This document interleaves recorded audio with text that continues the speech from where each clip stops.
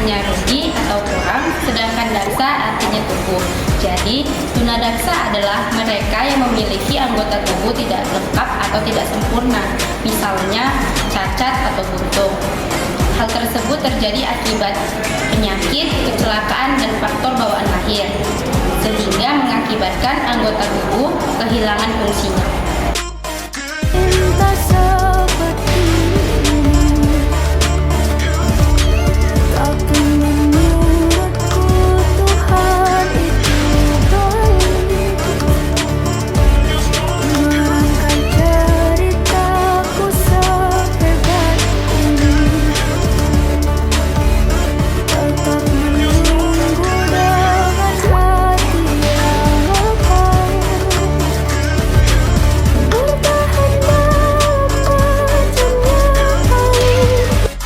Karakteristik anak tunadaksa. Menurut Astati 2012, karakteristik anak tunadaksa yaitu yang pertama karakteristik umum. Bagian anggota gerak tidak sempurna atau tidak lengkap. Umumnya terdapat kecacatan pada bagian anggota gerak serta mengalami kesulitan pada saat berdiri, berjalan, dan duduk. 2. Karakteristik pada fisiknya. Memiliki keterbatasan menyebabkan kurangnya koordinasi antara otot dan motoriknya.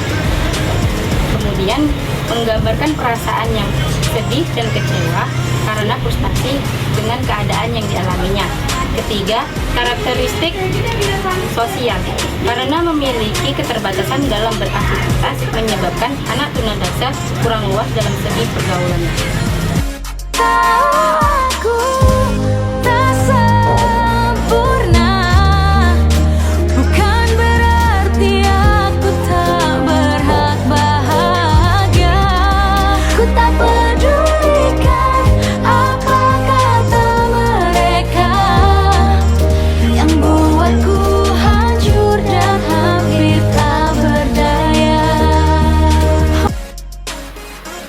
Ketiga, faktor penyebab ABK tunadaksa. Faktor penyebab ABK tunadaksa terbagi menjadi 3. Yang pertama yaitu faktor prenatal atau faktor sebelum kelahiran. Pada faktor ini, mengalami kelainan fungsi anggota tubuh atau ketunadaksaan yang terjadi sebelum bayi lahir atau ketika dalam kandungan dikarenakan faktor genetik dan kerusakan pada sistem saraf pusat. Faktor ini menyebabkan bayi mengalami kelainan saat dalam kandungan, yaitu yang pertama, anoksia prenatal. Hal ini disebabkan pemisahan bayi dari plasenta, penyakit anemia, kondisi jantung yang gawat atau shock, dan percobaan pengguguran kandungan atau aborsi. Yang kedua, gangguan metabolisme pada ibu. Yang ketiga, bayi dalam kandungan terkena radiasi langsung dan mempengaruhi sistem saraf pusat sehingga struktur maupun fungsinya terganggu. Dan yang keempat, ibu mengalami trauma dalam kecelakaan. Yang kedua, faktor neonatal atau faktor saat kelahiran. Faktor ini menyebabkan ketunadaksaan saat proses anak keluar dari rahim ibunya, yaitu contohnya seperti kesulitan pada kelahiran karena posisi bayi sungsang atau bentuk pinggul ibu yang terlalu kecil. Yang kedua, pendarahan pada otak saat kelahiran. Yang ketiga, kelahiran prematur. Yang keempat, penggunaan alat bantuan kelahiran berupa seperti tang, mengalami kesulitan kelahiran sehingga mengganggu fungsi otak pada bayi.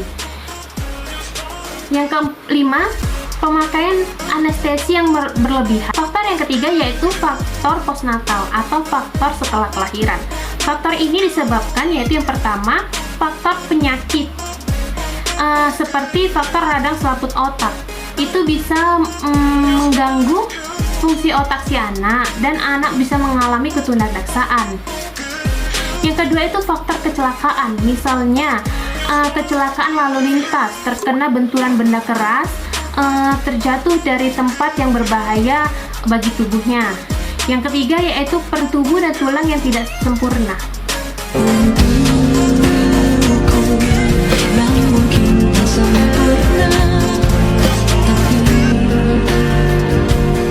Siap untuk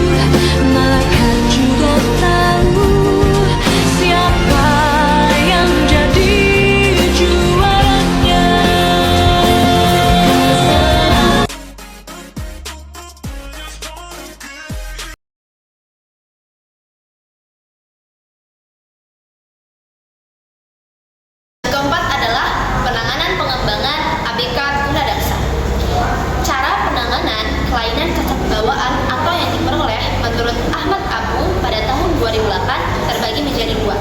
Yang pertama adalah cara penanganan secara umum. Cara penanganan secara umum pada dasarnya lebih memperhatikan masalah medis dan juga rehabilitasnya. Penanganan masalah medis dan rehabilitasnya ini harus dilakukan secara rutin agar lebih memperbaiki fungsi bagaimana berjalan, berdiri, duduk, serta menjaga keseimbangan. Yang kedua adalah cara penanganan secara khusus. Cara penanganan secara khusus ini terbagi menjadi dua. Yang pertama adalah anggota gerak atas.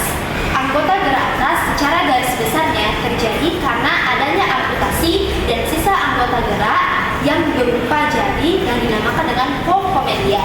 Dan cara penanganannya ini yaitu memberikan protesa sesuai dengan jenis amputasinya. Yang kedua adalah anggota gerak bawah.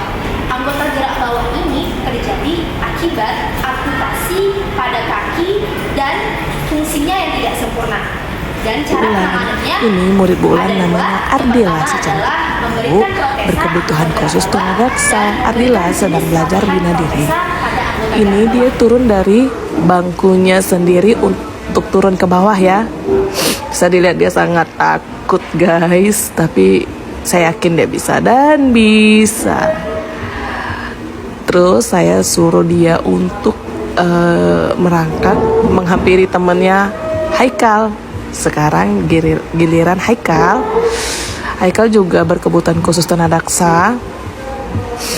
Haikal lebih terampil karena sudah terbiasa ya. Iya, agak jatuh sedikit. Dan ini dia murid bulan Haikal, si ganteng ibu, dan Ardila, si cantik ibu.